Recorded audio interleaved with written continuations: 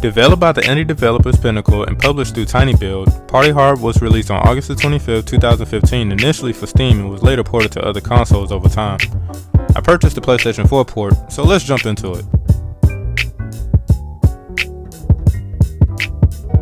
My name is Inspector John West. Take your time, Mr. West. Deep breaths. You want a drink? The story for Party Hard is really simple. The year is 2000 and you play as a guy who is fed up with his neighbors for being loud due to the parties that they throw, and decides to go on a killing spree because of it. From there, he just starts going to different parties to kill everyone. His purpose for doing this is detailed in his character description. He just wants to get some sleep. I could understand the first party, but his reason for the other party just goes completely out the window. It's safe to say that he just does this because he, well, enjoys it. Throughout the game's campaign, you are treated to cutscenes in between levels as a cop by the name of Darius having a conversation with another man named John about the killings. As far as the story goes, the only shock or surprise was finding out the identity of the mass killer you play as. But other than that, Party Hard's story is not the strong point of the game. The presentation of Party Hard is a beautiful display of detailed pixel art baptized in neon colors. To the mass amount of animations with everything you see simultaneously going on can feel somewhat overwhelming. For example, while I was playing this level, a bunch of thieves was robbing the place. Then on some occasions, I noticed that I wasn't the only serial killer at the parties. This added more humorous moments while I was playing this game, which was somewhat refreshing. Each level and each party has their own type of theme that they go by, from house parties to parties on a boat, and even rooftops. You never know what may happen at any given moment. Everything is so vibrant and full of life in Party Hard, and you may catch some very iconic characters you may recognize if you look real hard. This is one of the rare moments where if somebody is just simply watching you play this game, they will get quite a few laughs out of the craziness that goes on. And actually, they may be aware of some of the things that the player may not be.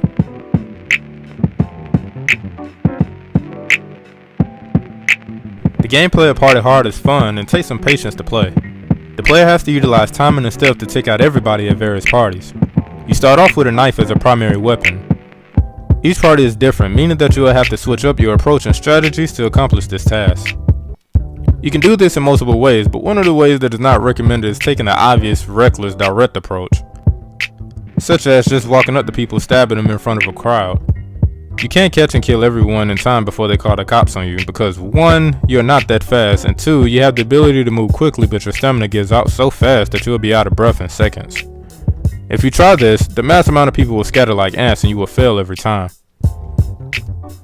One of the strategies to use is your environmental interactions to your benefit. You see, in each level there will always be options for the player to creatively murder the people at the parties. In some parties you can start a fire, sabotage electronics for it to blow up, poison the food, and the list goes on. But this is where the timing and patience comes into play. I don't think that this game nor the developers created this game nor its levels to simply be rushed through. There will be moments that after a kill you have to think about the reactions and what to do next after you executed a thought out way to accomplish your goal. For example, finding out a way to hide the body to prevent a panic amongst the partygoers. Another example are traps. Each trap you set needs to be set in a way to maximize the level of payoff. In other words, don't set a trap to kill just one person. Alright, now on to what happens if the partygoers catches you in the act. If you're spotted in the middle of a kill and somebody sees you, they will break fast for the nearest phone and call the authorities on you. Probably just have to memorize them where they are based on what they stop and call them at.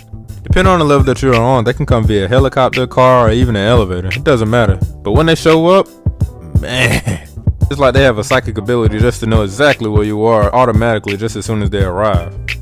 These cops don't play around. They are fast as hell, and if they get near you, no matter how much you try to resist, you're going to be busted and taken into custody.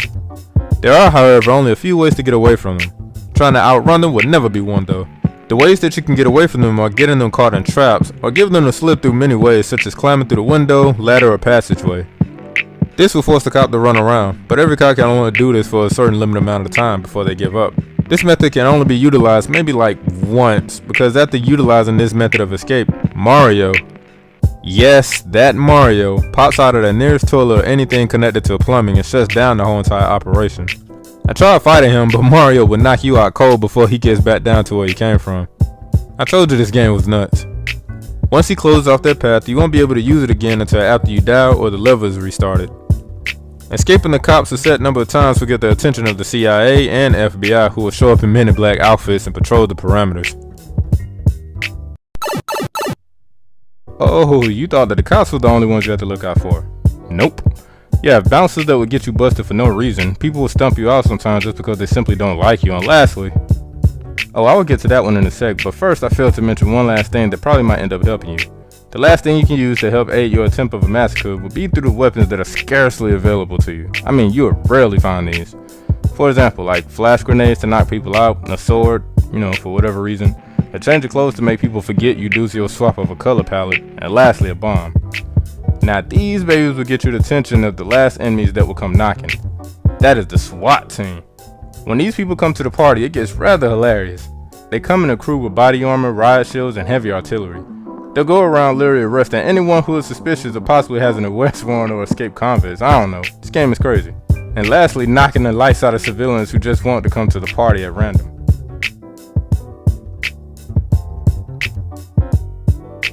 The game is overall fun to play, however there are only a few things that I can find a challenge for the player, and that's 1. How easy it is to lose a character amongst a busy level.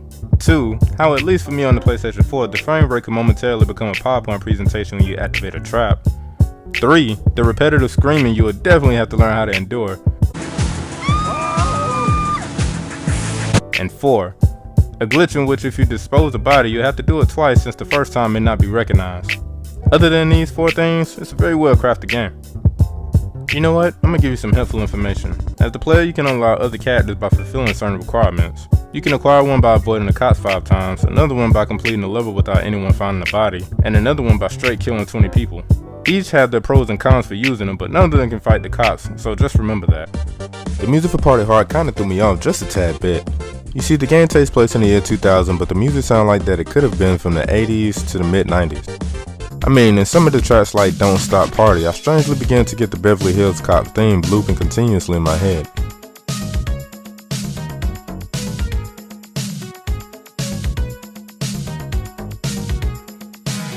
When the main theme played, I definitely heard a little bit of a Daft Punk influence in the song.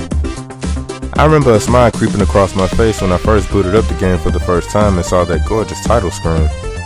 Just off of what I heard with the presentation gave me the feeling of assurance that I was going to enjoy myself. Most if not all the music you hear are heavily synth electronic dance music, which is composed by the beautifully Ressa Schwarzwald. The original soundtrack is available now where digital music is sold. I will provide the links where you can get a copy of that if you like in the description below. Party Hard is available for Steam, Sony PlayStation 4, Microsoft's Xbox One, Nintendo Switch, Android, and iOS. I was getting some requests to do some sort of a rating for the games I review. I have heard your requests and I thought about it.